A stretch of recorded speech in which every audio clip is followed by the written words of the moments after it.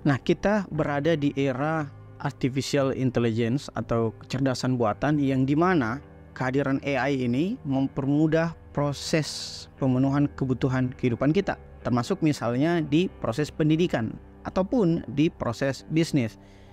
Misalnya bagi seorang mahasiswa, kehadiran ChatGPT, Gemini dan sebagainya itu mempermudah untuk membuat tugas, membuat konten dan menyelesaikan seluruh PR-PR mereka ketika diberikan oleh dosen. Nah, sebaliknya misalnya pula di kalangan pebisnis, kehadiran AI ini dapat mempermudah proses pelayanan kepada konsumen.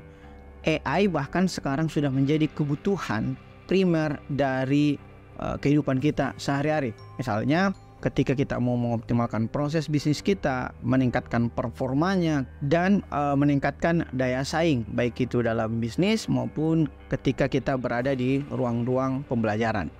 Hanya saja kehadiran atau akses positif yang dibawa oleh AI membawa serta pula akses negatifnya. Apa yang kemudian masalah yang akan kita hadapi? Satu, tentunya keamanan cyber, bahwa AI rentan terhadap serangan cyber dan manipulasi modelnya. Kenapa? Karena AI membutuhkan data. Data itulah yang kemudian diekstrak oleh algoritma dalam AI untuk kemudian memberikan output kepada kita. Nah, data-data itu termasuk pula data pribadi kita, baik itu data pribadi umum maupun data pribadi khusus. Yang kedua, masalah yang kita akan hadapi adalah privasi data tersebut, atau bagaimana perlindungan data pribadi kita tidak terjadi apa yang kemudian kita sebut sebagai kebocoran data atau penyalahgunaan data dari pengguna. Dan tantangan yang ketiga adalah kita membutuhkan regulasi baru. Misalnya di Eropa telah ada GDPR atau Undang-Undang AI di Uni Eropa. Undang-undang AI tersebut digunakan untuk mempersulit perusahaan dalam mematuhi standar hukum yang ketat agar tidak terjadi penyalahgunaan data oleh pengguna AI. Nah, mengapa masalah tersebut harus diatasi? Karena setidak-tidaknya kita harus menghindari resiko dari penyalahgunaan data tersebut. Kita juga harus memberikan regulasi yang ketat agar platform teknologi itu mematuhi regulasi tersebut. Dan kemudian kita juga harus mengurangi potensi penyalahgunaan data pribadi kita agar terjadi keterjagaan atau perlindungan terhadap keamanan pengguna. Nah, misalnya kalau kita mengambil contoh kasus pada Cambridge Analytica pada Pilpres Amerika tahun 2016 yang memenangkan Donald Trump, data-data pribadi warga Amerika itu disalahgunakan oleh Cambridge Analytica untuk memenangkan paslon tertentu, dalam hal ini Donald Trump. Nah, misalnya pula Microsoft Taobot pada 2016 itu menggunakan AI chatbot untuk disalahgunakan dalam menyebarkan konten-konten yang sifatnya ofensif. Nah, contoh yang lainnya lagi adalah bias dalam sistem kesehatan di AS. Algoritma pembelajaran dalam hal ini machine learning ternyata selalu salah menunjukkan adanya bias rasial di dalam menangani kelompok-kelompok yang sifatnya rentan dan minoritas.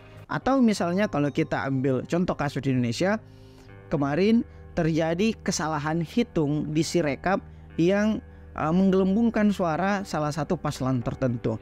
Inilah yang kemudian disebut sebagai bias algoritma yang mencerminkan bias dari pengembang AI tersebut. Nah, bagaimana kemudian solusi terhadap penyalahgunaan AI tersebut? Kita harus tentunya menyusun kerangka tata kelola terhadap AI. Misalnya di Indonesia harus disegerakan upaya regulasi terhadap perlindungan data pribadi kita yang disalahgunakan oleh AI. Termasuk pula hal ini ketika kita eskalasikan ke dalam tingkat negara, maka harus ada Kemenak Cyber yang fokus kepada AI. Kenapa? Karena pemodelan ancaman AI ini justru sangat berbahaya bukan hanya bagi individu tetapi platform bisnis dan juga negara.